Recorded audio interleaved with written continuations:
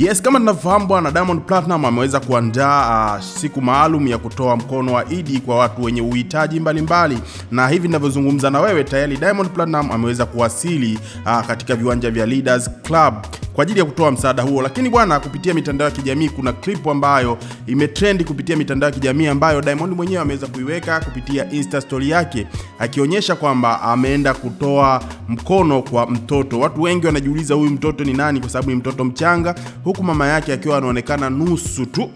Watu wengi wanajiuliza huenda labda Diamond Platnumz amepata mtoto mwingine wa kiume au la, lakini kama amepata mtoto wa kiume amezaa na nani? Hii imebaki kwa fumbo, kwa sababu Diamond Platnumz mwenyewe ameweza kutupia ameweza kutupia hii habari kupitia ukurasa wake wa kijamii wa Instagram kupitia Insta story, na watu wengi wamejiuliza maswali kama hayo. Lakini kubwa kuliko, Diamond leo yuko Leaders na amewaita watu mbalimbali wenye uhitaji, na tukumbuke kwamba hapo nyuma Diamond Platnumz watu wengi waliweza kumlaumu kipindi kile ambapo aliweza kuandaa iftari, na watu mbalimbali wenye uhitaji wa hiyo iftari waliweza kujumuika, lakini walikosa nafasi ya kuingia Wasafi. Na baadaye ikaja ikaonekana kwamba Diamond alikuwa anafanya uzinduzi wa sabuni zake za Wasafi, na wengi waliweza kumlaumu kwa sababu walisema kwamba iftari ni siku maalum ambayo unawakusanya watu wenye uhitaji, basi unawafutulisha na sio kuandaa kama sehemu ya kutangaza biashara yake. Lakini pia watu leo wameweza kukusanyika, ni jambo jema, na tunamuombea Mwenyezi Mungu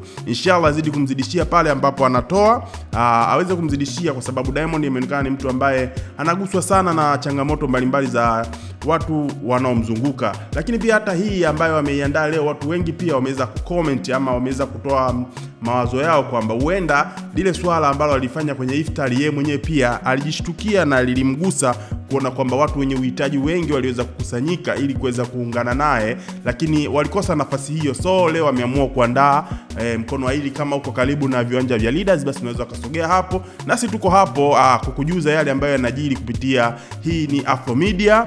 Usisahau kusubscribe, kulike na kucomment.